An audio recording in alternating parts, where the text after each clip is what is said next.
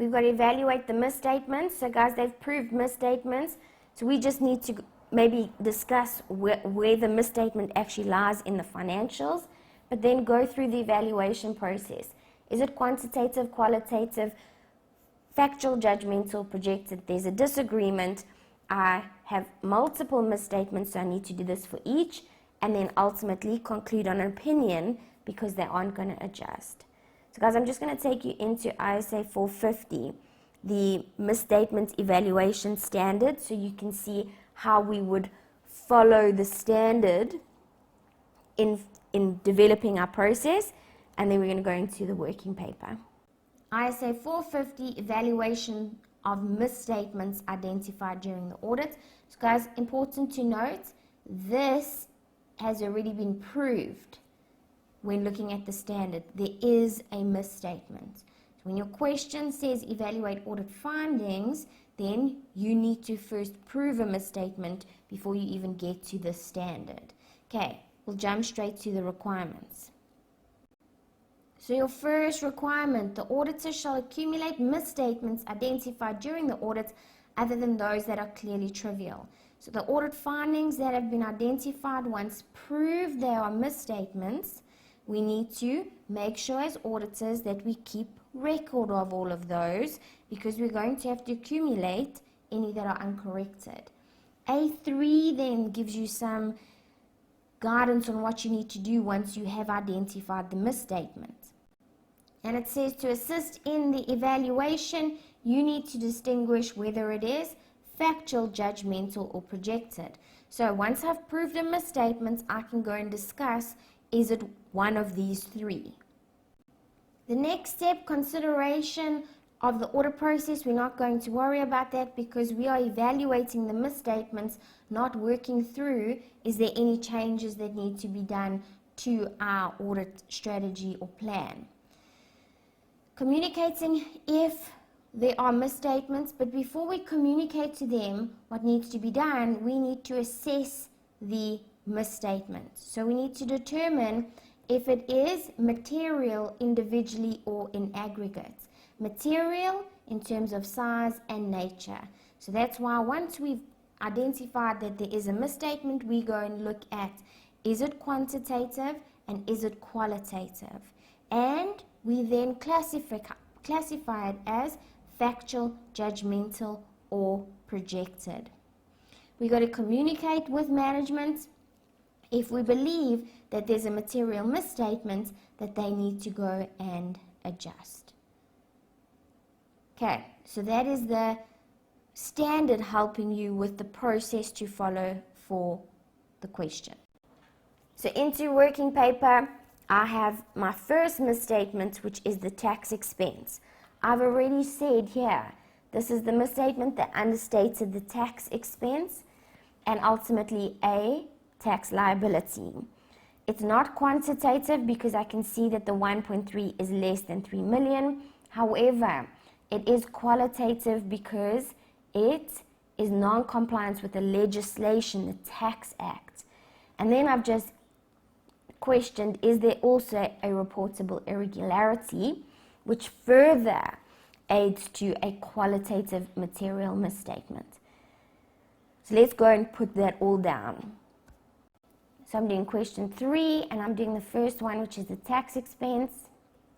And I'm going to say, tax expense and liability have been understated. Therefore, we've got a misstatement. It is not quantitatively materially misstated because 1.3 million is less than the 3 million final materiality. It is qualitatively materially misstated because this is non-compliance with the Tax Act, which is legislation. We then need to go and discuss whether this is a reportable irregularity. And I know, guys, we're only getting to reportable irregularities next test, but this is something that you are expected to know. So I just want to take you to the APA for the definition so we can go and prove it. In the APA, a reportable irregularity is an unlawful act or omission by any person responsible for management which is likely or has caused financial material loss to the entity. It's fraudulent or amounts to theft. It's a breach of a fiduciary duty. It is a breach of their fiduciary duty because they're not acting in the best interest by doing that. So we can prove a reportable irregularity. So we go about proving it and we say there is an unlawful event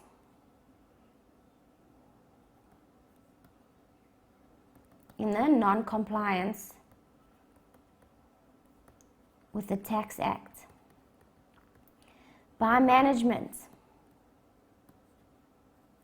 Tim is aware and is not willing to amend the tax return,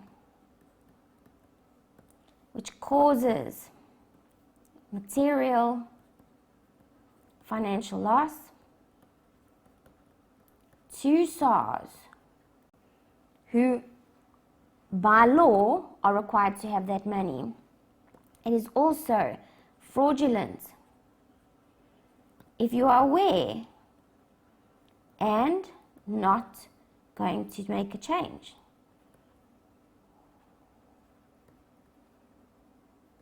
And it is a breach of fiduciary duty because this is not in the best interest of the business. Therefore, there is a reportable irregularity.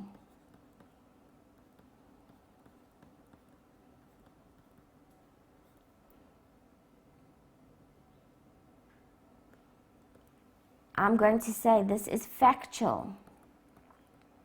There is no doubt. It is a disagreement with management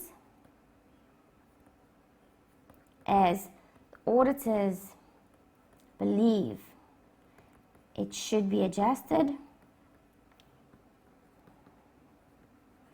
and management will not make adjustments.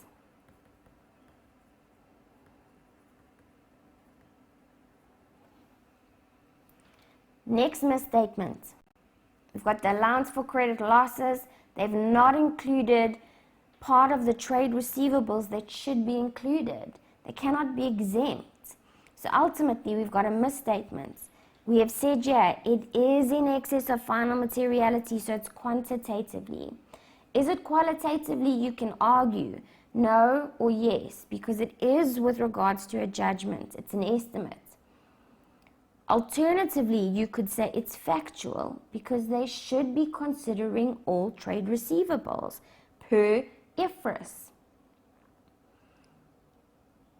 It is a disagreement because we believe they should adjust. Allowance for credit losses.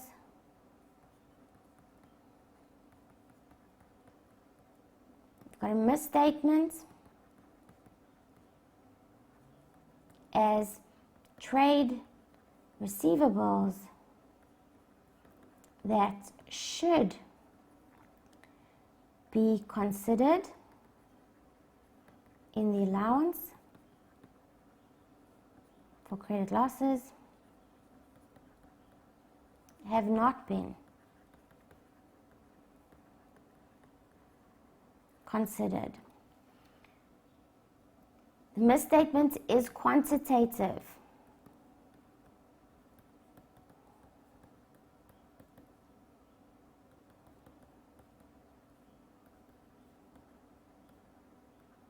Because 4.4 million exceeds 3 million final materiality. And I said you could argue either it's qualitative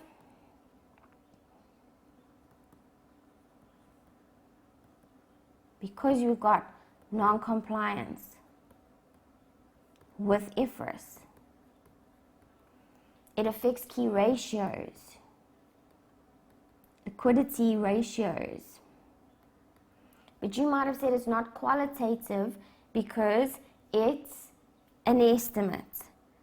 Okay, I believe it would be more qualitative than not. So let's rather stick with it's qualitatively material. You could argue here factual or judgmental. Generally, when we're dealing with an estimate, it would be judgment. But in this case, it's judgment about the policy, and they are specifically excluding a group of assets that should be considered. So I'm happy with either of those. And it is a disagreement.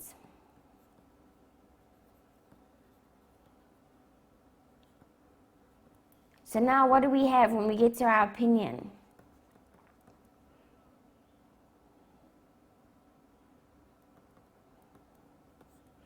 We've got multiple material misstatements. And guys, here's when I would generally list them. Tax expense, liability, allowance for credit losses, trade receivables,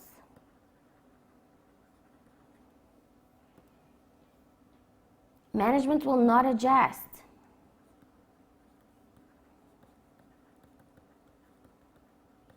Therefore, we have a pervasive material misstatements